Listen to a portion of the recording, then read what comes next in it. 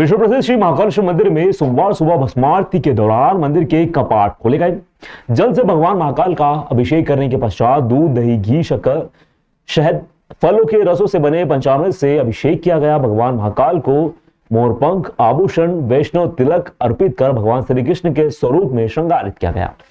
भांग, चंदन, dry fruits अर्पित किए गए। भस्म आरती के दौरान भगवान महाकालेश्वर को भस्म चढ़ाई गई। शेषनाग का रजत मुकुट, रजत की मंडप माला, रुद्राक्ष की माला के साथ ही सुगंधित पुष्प से बनी फूलों की माला धारण करवाई गई।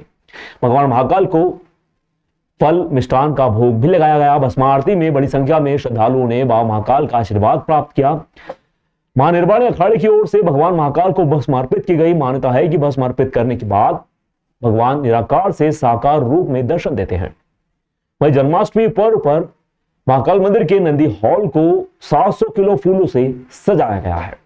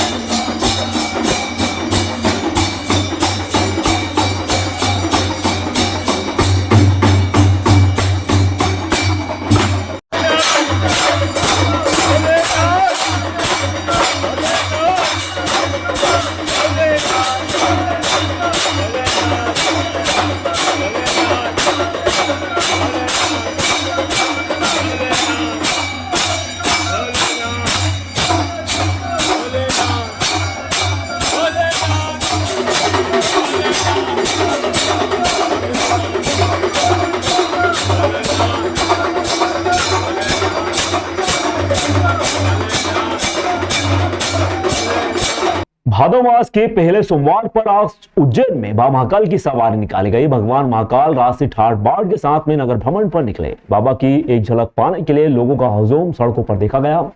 सवारी का आकर्षण का केंद्र आदिवासियों का नृत्य रहा। यहाँ केंद्रीय राज्य मंत्री दुर्गादास उइके, सावित्री ठाकुर एवं उज्जैन के प्रभारी मंत्री गौतम टेटवाल सवारी में शामिल होकर पैदल चले।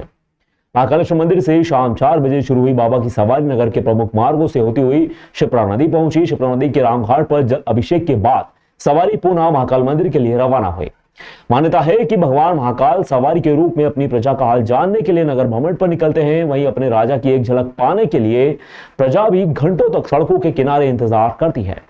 शाम 4 बजे सभा मंडप में पूजन के बाद राजा महाकाल को चांदी की पालकी में बिठाकर मंदिर से बाहर लाया गया।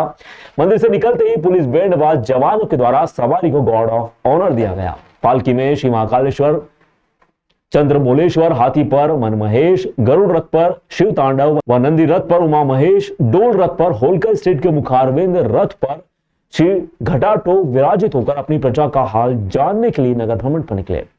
सवारी के आगे घोड़ा बैंड, पुलिस टुकड़ी, भजन मंडली के साथ सीआरपीएफ का बैंड भी चल रहा था। गाजे बाजे के साथ निकली सवारी का सफर लगभग 5 किलोमीटर का था। मध्य प्रदेश के मुख्यमंत्री डॉक्टर मोहन यादव की मंशानुसार जनजातीय लोक कला व बोली विकास अकादमी मध्य प्रदेश संस्कृति परिषद के माध्यम से भगवान श्री महाकालेश्वर की सवारी में जनजाति कलाकारों के दल ने भी सहभागिता की। इस बार छठी सवारी में गोंड जनजाति दल शामिल हुआ। यहाँ टाट्या नृत्य की मनमोहक प्रस्तुति कलाकारों द्वारा दी गई। इस दल में शामिल कलाकारों द्वारा अलग अलग तालों के माध्यम से नृत्य को पूरा किया जाता है।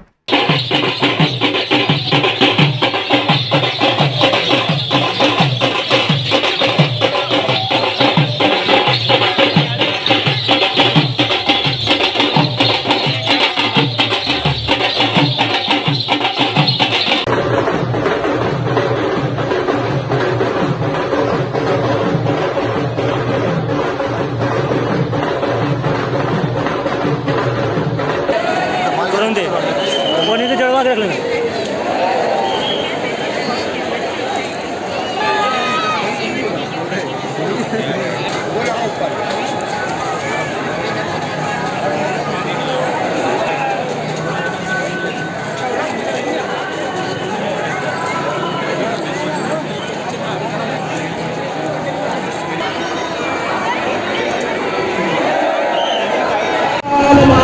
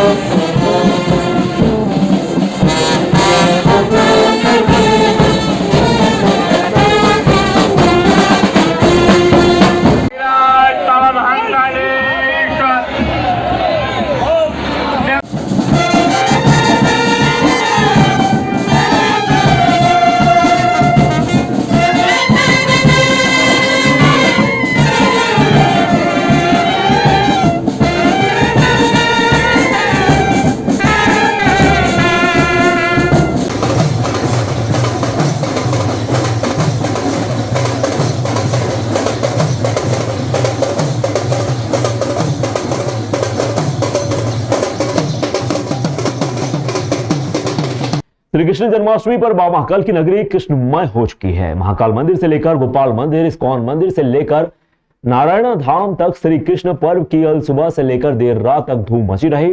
उज्जैन सहित देश भर भगवान श्री कृष्ण का जन्मोत्सव हर्षोल्लास के साथ में मना रहा है। इसी दिन भगवान श्री कृष्ण महाकाल की भादो मास की पहली सवारी का संयोग भी जन्माष्टमी पर बना। शाम 4 बजे सवारी निकली, 6 बजे गोपाल मंदिर पहुंची, जहां पर हरिहर मिलन भी हुआ। वहीं भगवान श्री कृष्ण की शिक्षा स्थली, जहां भगवान ने 14 विद्याएं और 64 कलाएं सीखी थी, ऐसे सुप्रसिद्ध सांदीपनी आश्रम में जन्माष्टमी पर भव्य आयोजन हुए।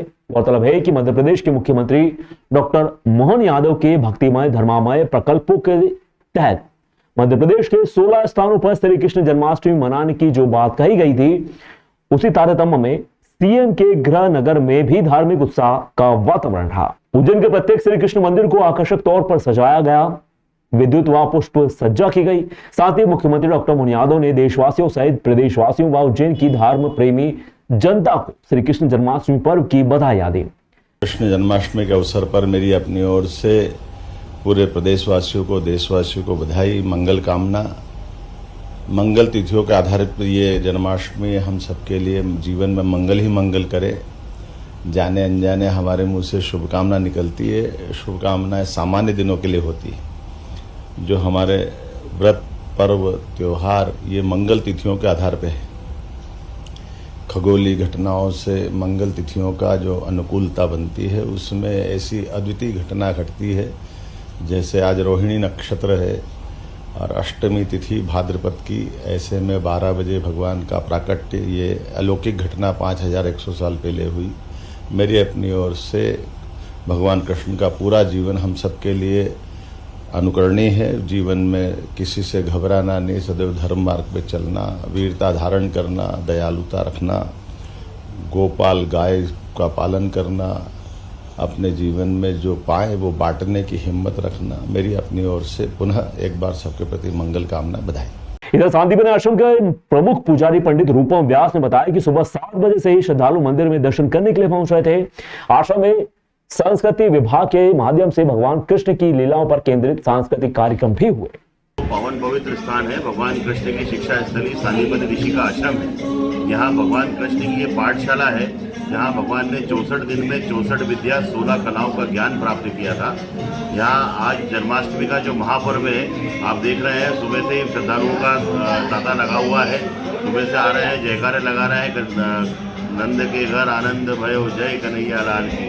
उसी तारतम्य में आज यहाँ पर दिन भर भगवान को एक कतार में श्रद्धालुओं को दर्शन कराए जाएंगे, भगवान के दर्शन होंगे। साथ ही यहाँ पर दोपहर में अभी 3 बजे राजस्थान के मुख्यमंत्री महोदय श्री भजन लाल जी शर्मा साहब पधार रहे हैं दर्शन पूजन के लिए। उसके बाद रात्रि काल में 10:30 बजे मध्य प्रदेश के मुख्यमंत्री महोदय डॉक्टर मोहन यादव जी, साथ ही छत्तीसगढ़ के मुख्यमंत्री महोदय विष्णुदेव साय जी और 2 केंद्रीय मंत्री भी यहाँ पर उनके साथ में आ रहे हैं। जहाँ हमको प्रोटोकॉल की जो सूचना है उस आधार पर यहाँ पर आ रहे हैं, पूजन दर्शन करेंगे, अभिषेक करेंगे और भगवान की यहाँ पर महाआरती करेंगे। दिन भर यहाँ पर प्रसादी वितरण किया जाएगा। मंजरी का जो भगवान को प्रमुख किया है। गोपाल मंदिर के प्रशासक अजय धनके ने बताया कि बाबा महाकाल की सवारी व श्री कृष्ण जन्माष्टमी का पर्व एक ही दिन होने से श्रद्धालुओं में विशेष उत्साह रहा। सुबह से भक्तजन श्री कृष्ण गोपाल के दर्शन करने के लिए बड़ी संख्या में पहुंचे और लड्डू गोपाल को झूला भी झुलाया गया। रात को भगवान के जन्म के समय श्री कृष्ण गोपाल का बाल रूप में जन्म होगा, जो बड़े ही धूमधाम से मनाया जाएगा। रात 12 बजे तक भगवान के दर्शन, पूजन, अभिषेक व आरती की जाएगी। रात 2 बजे तक भगवान के दर्शन के लिए मंदिर के पट खुले रहेंगे। इधर इस्कॉन मंदिर के जनसंपर्क अधिकारी राघव पंडित दास ने बताया कि जन्माष्टमी पर इस्कॉन मंदिर उज्जैन से कृष्ण सांदीपनी सुदामा यात्रा सुबह निकाली गई।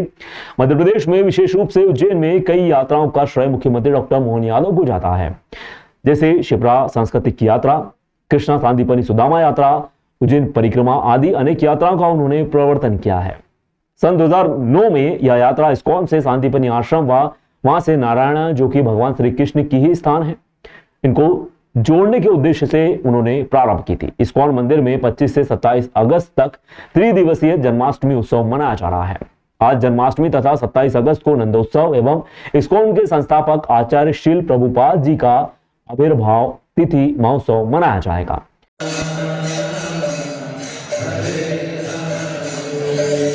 Hare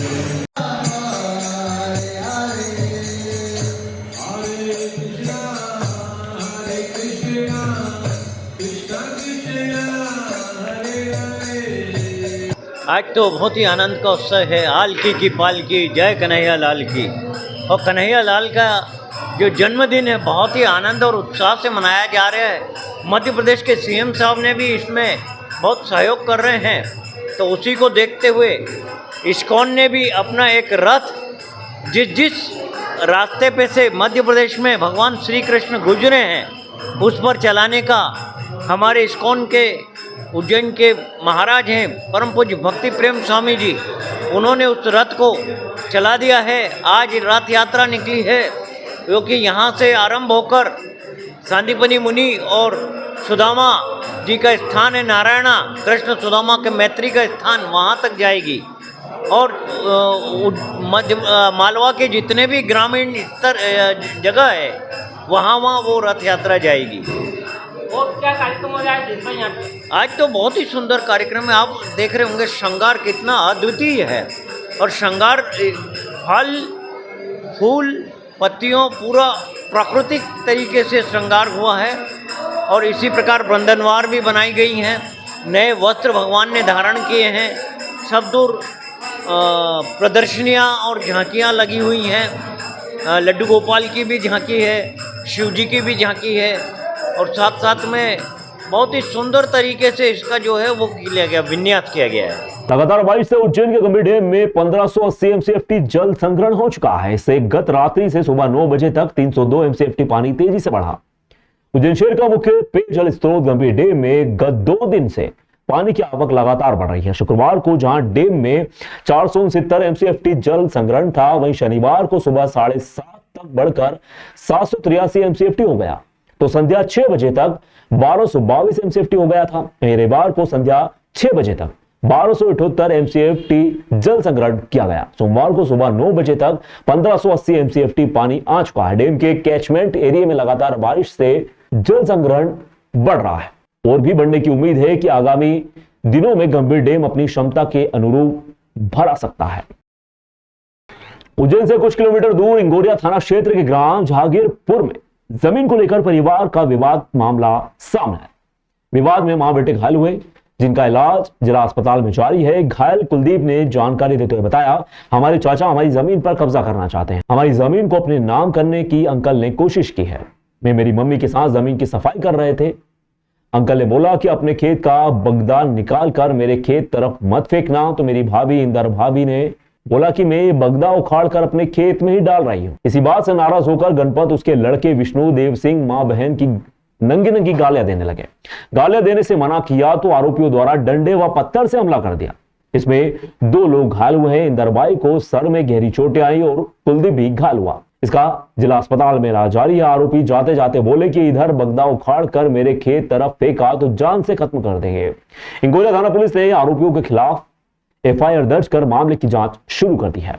ये हमारी ज़मीन पर हम ये बगदा उखाड़ने जा रहे थे, तो हमारी ज़मीन के अंदर ही उन्होंने पेड़ लगाए।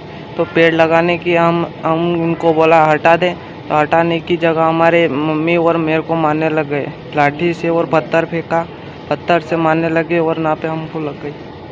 3 लोग मारे, 3 लोगों ने मारा है। नाम है विष्णु, गणपत और देव सिंह। कहाँ पर हुआ विवाद? ये इंगोरिया जहांगीरपुर में। तो क्यों मारा, क्यों, क्या कारण क्या मारने का? ये कब्जा करने के। जमीन पर कब्जा करने का? हाँ। कितना बीघा जमीन है? 3 बीघा, 6 बीघा है हमारे दादाजी की। सुबह में फिर झमाझम बारिश। अब तक 658 मिलीमीटर वर्षा उज्जैन सहित आसपास के क्षेत्रों में 3-4 दिन से रुक रुक कर कभी तेज तो कभी रिमझिम बारिश का सिलसिला लगातार जारी है। आज भी सुबह में करीब आधा घंटा तक झमाझम बारिश हुई। लगातार हो रही बारिश से तापमान में भी गिरावटें आई। आज भी मौसम विभाग ने तेज बारिश की संभावना जताई है। शिप्रा का जल स्तर कुछ कम हुआ है। जीवाजी वेधशाला के अनुसार अब तक शहर में 658 मिलीमीटर के लगभग वर्षा दर्ज की गई है। पिछले 24 घंटे में 35 मिलीमीटर वर्षा हुई है। वहीं अधिकतम तापमान 26.5 व न्यूनतम तापमान 23.5 डिग्री दर्ज किया गया। आज फिर तेज बारिश होने की चेतावनी मौसम विभाग ने दी है। हालांकि यह भी बताया जा रहा है कि एक आध दिन में बारिश का सिलसिला थम भी सकता है।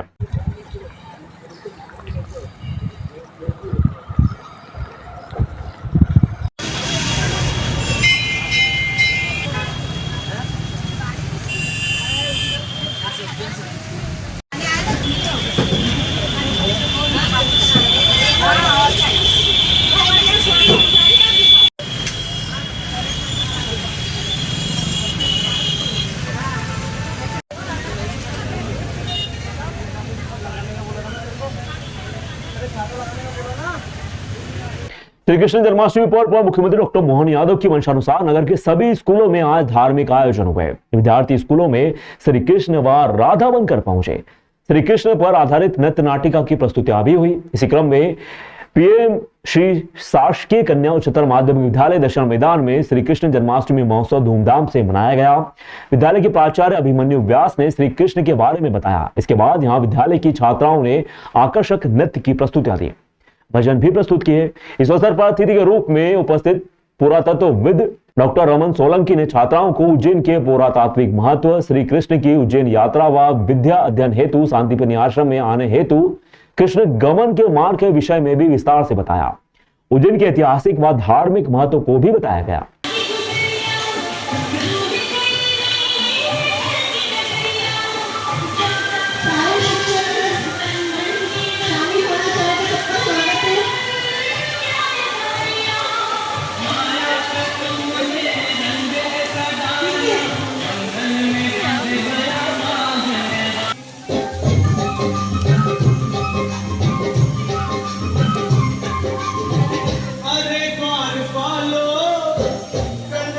से कह दो, अरे द्वार पालो, कन्हैया से कह दो कि घर पे सुदामा गरीब आ गया है, घर पे सुदामा गरीब आ गया है। बराबर पे अपने सुदामा बिठाए, चरण आंसुओं से श्याम ने बुलाए।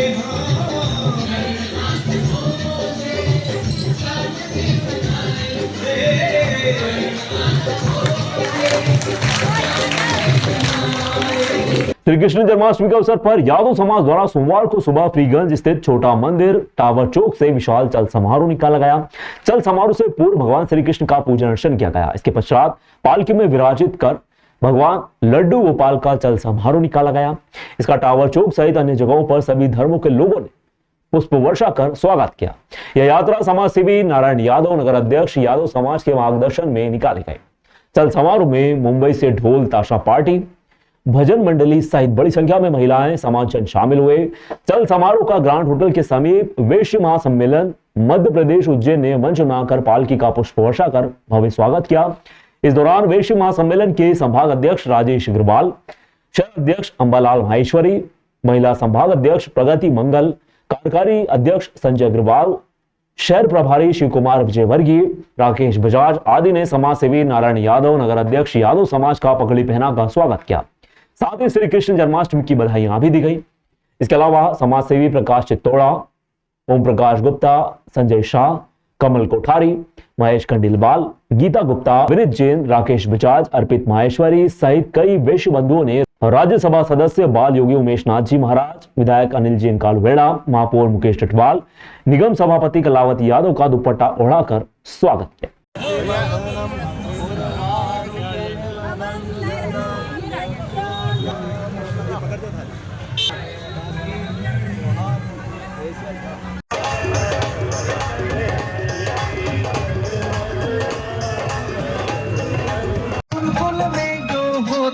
कोई विद्यालय जो हो तो जाने काई करी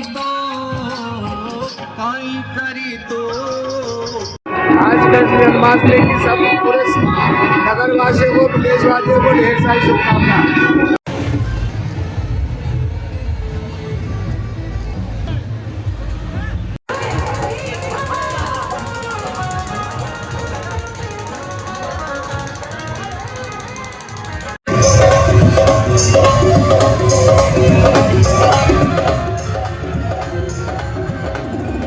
जन्माष्टमी के पावन पर्व पर कृष्ण जन्मोत्सव पर यादव समाज द्वारा जो शोभा यात्रा निकाली जा रही है, उसके अंदर वैश्य महासम्मेलन निरंतर स्वागत करता है, प्रतिवर्ष स्वागत करता है और इस बार भी बाबा का स्वागत किया गया।